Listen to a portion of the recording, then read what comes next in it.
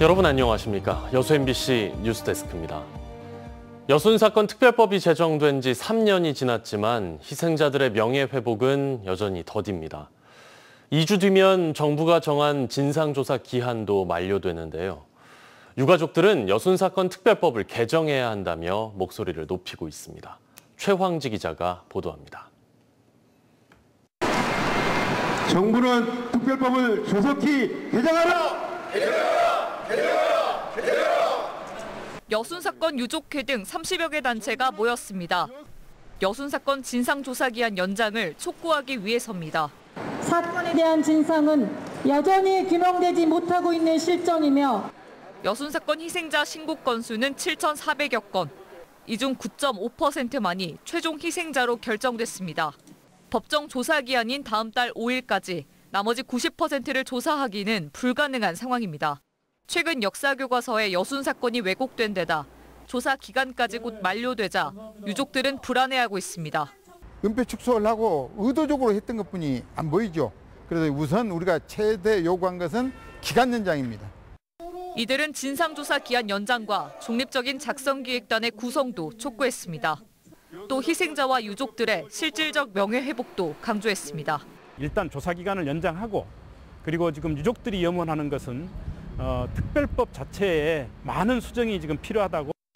현재 국회에는 조사기간 연장 등의 내용이 담긴 3건의 관련법이 발의돼 있으며 김문수 의원의 법안이 상임위에 회부돼 있습니다. 우리 도에서는 지금 현재 국회나 정부 등을 지속 방문의 여순 사건 특별법이 신속하게 개정될 수 있도록 지금 현재 국회에 요구하고 있습니다. 전남도 여순 사건 실무위는 이번 주 980건을 추가로 중앙에 보고할 예정입니다. 유족회는 특별법 개정을 위해 국회를 방문하는 등 총력 대응에 나설 예정입니다. MBC 뉴스 최황지입니다.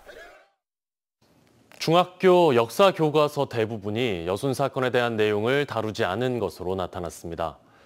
민주당 김문수 의원이 교육부에서 제출받은 자료에 따르면 중학교 역사 교과서 7종 가운데 2종만이 여순 사건을 언급했고 본문과 연표가 모두 포함된 교과서는 1종에 불과했습니다. 이에 대해 김 의원은 수천 명이 무고하게 희생된 비극이 되풀이되지 않도록 중학교 역사 교과서에 여순 사건에 대한 내용이 반드시 포함돼야 한다고 지적했습니다. 의정 활동의 꽃으로 불리는 국정감사가 다음 달 초부터 시작됩니다. 첨예한 정치적 사안이 많은 데다 22대 국회 첫 국정감사여서 더 주목을 받고 있는데요. 우리 지역의 국회의원들은 어떤 이슈에 관심을 갖고 있을까요? 문영철 기자입니다. 민주당 최고위원인 주철현 의원은 쌀값과 고수원 피해 보상 문제를 이번 국정감사에서 다룰 주요 의제로 꼽았습니다. 또 3,700억 원에 달하는 여수 엑스포 선투자금 회수 논란도 짚어보겠다고 밝혔습니다. 지역부는 세입으로 잡아라라고 이제 강하게 요구를 하는 모양이에요. 농해수위 예산에서 삭감을 하고 지지를 해서 이번에 해결을 해낼 겁니다. 역시 농해수위에 소속된 문금주 의원은 정부의 쌀값 정책과 함께 수입 농산물에 낮은 관세를 적용하는 이른바 할당 관세의 실효성을 검증할 계획입니다. 정확히 지금 자료 제공을 안 하고 있어요. 과연 정부의 말대로 농산물만 수입하면 물가가 안정이 되는 건지 이런 부분들을 파헤쳐볼 생각입니다. 문화체육관광위원회 소속인 조계원 의원은 일본 사도광산에 대한 정부 대응의 적절성과 문화재 보수 사업비의 지역 간 불균형 문제를 짚어볼 예정입니다. 또 이용률이 14%대에 그치고 있는 청년 문화예술 패스도 국정감사에서 다룰 주요 이슈로 꼽았습니다. 특히 지방에서는 더욱더 그런 문화예술 인프라가 안 돼 있다 보니까 더 이제 소비가 저조하거든요. 이런 문제도 좀 짚어보고요. 교육위원회 소속인 김문수 의원은 전남 의대 신설에 대한 정부 입장과 추진 계획 등을 명확하게 확인하고 여순 사건을 반란으로 표현한 역사 교과서 문제도 따져 묻겠다고 밝혔습니다. 교육부 장관의 지시로 마지막 수정을 할 수가 있거든요. 이것도 아주 잘못된 교과서는 폐기도 할 수 있기 때문에. 산자위 소속인 권양엽 의원은 정부의 탄소 중립 정책과 동해 석유 가스전 개발 사업을 집중적으로 살펴보고 위기를 겪고 있는 철강 산업에 대한 정부 정책의 실효성도 따져볼 계획입니다. EU 탄소 국경 조정 제도가 지금 작동될 예정인데 여기에 대한 대응도 쉽지 않고 그래서 국가 책임을 좀 더 강조하는 대안 제시 중심의 국정감사를. 개혁신당 원내대표인 천하람 의원은 글로벌 빅테크 기업들의 세금 회피 문제와 함께 대통령 관저를 둘러싼 특혜, 은폐 의혹을 집중적으로 파헤쳐보겠다고 설명했습니다. 김건희 여사와 관련 있는 기업이 먼저 공사를 진행하는 등으로 터무니없는 일들이 많이 벌어진 그런 정황들이 속속 드러나고 있습니다. 이번 국감을 통해서 몇 발자국 더 나아갈 수 있도록 다음 달 7일부터 약 3주 동안 진행되는 22대 국회 첫 국정감사. 시민들의 선택을 받은 지역 국회의원들의 역량이 시험대에 오를 전망입니다. MBC 뉴스 문형철입니다. 더불어민주당 이재명 대표와 지도부가 영광, 곡성을 도는 1박 2일 일정에 나섰습니다. 조국 혁신당이 선전하자 위기감을 느껴 직접 등판한 건데요.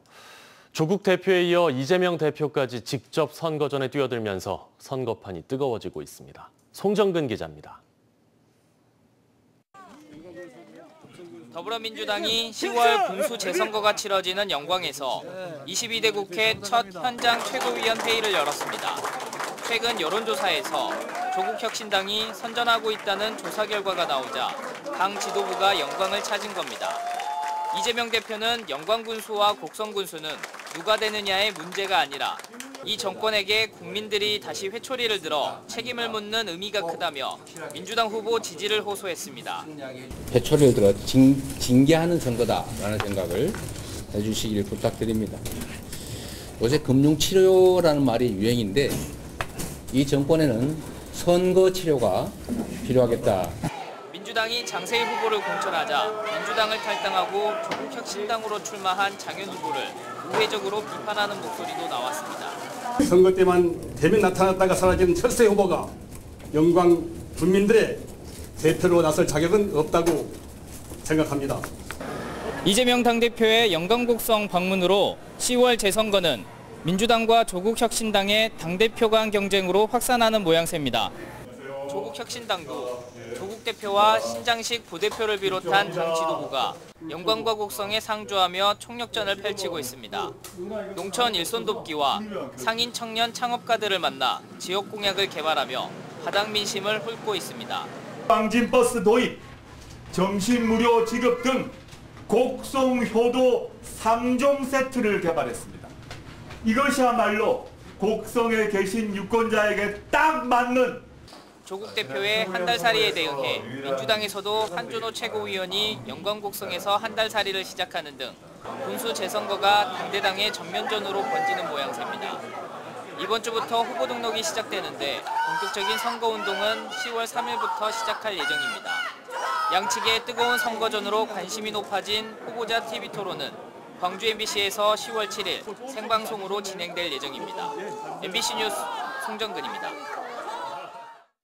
대학 수시 모집과 전형 절차가 한창입니다. 학생 수가 줄면서 어려움을 겪고 있는 대학들은 장학금 확대, 유학생 유치 등 저마다 강점과 전략으로 학생 모시기에 나서고 있습니다. 유민호 기자입니다. 웹툰 제작이 한창인 강의실입니다. 글로컬 대학 특화 분야인 순천대 만화애니메이션 학전공은 이번 수시 실기 전형에서 12명 모집에 247명이 지원했습니다. 경쟁률은 20.6대 1로 세부 전형별로 봤을 때 약학과 다음으로 가장 높습니다. 대학 전체 경쟁률은 4.35대 1, 지난해 3.82대 1보다 상승한 수치를 기록했습니다. 순천대는 글로컬 대학 사업 선정 등이 이번 모집에 영향을 준 것으로 풀이했습니다. 대학의 높은 경쟁력을 보여주는 여러 성과들에 대한 수험생들의 기대 심리가 이번 수시 모집에 반영된 것으로 해석됩니다. 지역 전문대학도 본격적인 학생 유치에 나섰습니다. 수험생 수가 줄면서 대외 환경이 갈수록 어렵지만 장학금 혜택을 확대하고 첫 학기 전액 장학 무료를 저희들이 현재 실시하고 있고 국가장학금이라든지 교내 장학을 대폭적으로 지원해서 저희들이 학생 모집을 유치하고자 합니다. 직장인, 외국 유학생 등 목표 집단을 잘게 나눠 치열한 경쟁에 뛰어들었습니다. 21세부터 29세까지 대학을 졸업하거나 또는 대학을 다니다가 그만둔 그 학생들에 대해서 외부적인 홍보들, 대외 홍보를 많이 하고 있고요. 현재 일반 대학은 수시 모집을 마치고 서류 심사와 면접 준비 등 전형 절차에 들어갔습니다. 전문 대학의 수시 모집은 1, 2차로 나눠 오는 11월까지 이어집니다. MBC 뉴스 유민호입니다. 지난 주말 사이 쏟아진 폭우로 전남 곳곳이 심각한 피해를 입었습니다. 응급 복구가 진행되고 있지만 피해 규모가 워낙 커서 피해 주민들은 아주 막막한 상황인데요. 안준호 기자가 현장에 다녀왔습니다. 시골 주택 마당에 생필품들이 널브러져 있습니다. 복구 지원에 나선 자원봉사자 등의 손엔 물에 젖은 전자제품과 가구들이 계속 들려 나옵니다. 갑자기 불어난 물로 무너져 내린 토사가 벽을 부수고 안방까지 들어왔습니다. 진흙이 묻은 옷가지를 물로 씻어내지만 막막한 마음은 잘 씻겨지지 않습니다. 막상 노인네 이제 먹고 살기도 어렵고 지금 그랬는데 또 이런 거 다 또 준비하려면 또 걱정이에요. 물난리를 겪은 전통시장. 급한 방역부터 진행하느라 복구는 물론 생업을 잠시 중단했습니다. 네, 여기 시간 냄새 나요, 다. 그래가지고 이 행거를 갖다가 이걸 갖다가 이 통로를 다 열었거든요. 예.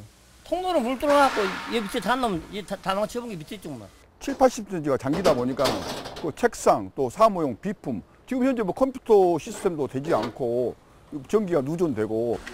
공무원과 자원봉사자들이 나서 주택과 농경지 침수 피해 복구에 나서고 있지만 힘에 부칩니다.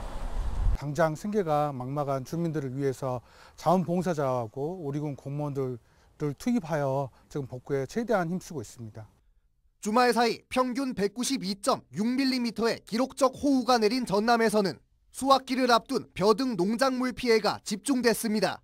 주택 520동이 침수 피해를 입었고 벼 8,150헥타르 이상이 쓰러지는 등 잠정 130억 이상의 재산 피해가 발생한 것으로 집계됐습니다. 조사와 함께 피해 규모가 계속 늘고 있는 가운데 피해 현장에서는 일손이 부족해 복구의 손길을 애타게 기다리고 있습니다. MBC 뉴스 안준호입니다. 전남 동부 지역에도 기록적인 폭우가 내리면서 농작물이 물에 잠기고 토사가 흘러내리는 등 피해가 잇따랐습니다.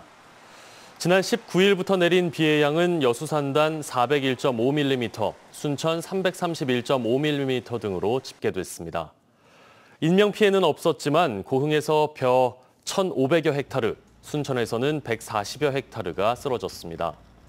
소방당국에도 주택과 도로 침수, 토사 유출 등의 신고가 이어졌는데요. 각 지자체는 피해 현장을 긴급 점검한 뒤 응급 복구를 실시했으며 정확한 피해 규모를 조사하고 있습니다. 주말 동안 내린 비가 그치고 오늘은 완연한 가을 날씨가 이어졌습니다. 내일 전남 동부권의 아침 최저 기온은 17에서 21도 분포로 다소 쌀쌀하겠습니다. 한낮 최고 기온은 27에서 28도까지 오르겠고요. 바다의 물결은 남해서부 앞바다에서 0.5에서 1.5m, 먼 바다에서는 1.5에서 2.5m로 일겠습니다. 기상청은 당분간 남해안에 강한 바람과 높은 물결이 예상된다며 해안가 안전에 주의를 당부했습니다. 야구장 안표가 극성이라는 지난주 MBC 보도와 관련해 광주경찰청이 프로야구 기아 타이거즈 경기에 대한 안표 매매 행위 등을 집중 단속합니다.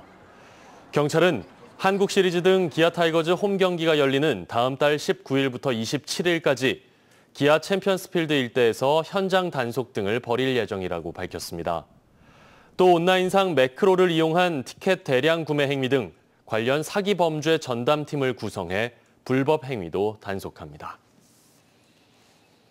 순천 나간읍성 민속문화축제가 다음 달 3일부터 사흘 동안 나간읍성 일원에서 열립니다. 올해로 29회째를 맞는 이번 축제에서는 전통 민속문화를 재현한 백중놀이와 수문장 교대식, 가야금 병창 등 조선시대의 모습을 담은 다양한 콘텐츠가 선보입니다. 또 민속놀이 경연대회와 씨름대회 등 시민들이 직접 참여할 수 있는 다양한 부대 행사도 함께 진행될 예정입니다. 광양시가 청년 문제에 대한 지역사회의 관심을 제고하기 위해 청년의 날 행사를 개최합니다. 광양시 청년의 날 행사는 오는 28일 오후 1시부터 시청 앞 시민광장에서 청년가요제, 명사초청 토크 콘서트, 청년 친화도시 선포식 등 청년 문제에 대한 지역 공감대를 키우기 위한 다양한 프로그램으로 열립니다.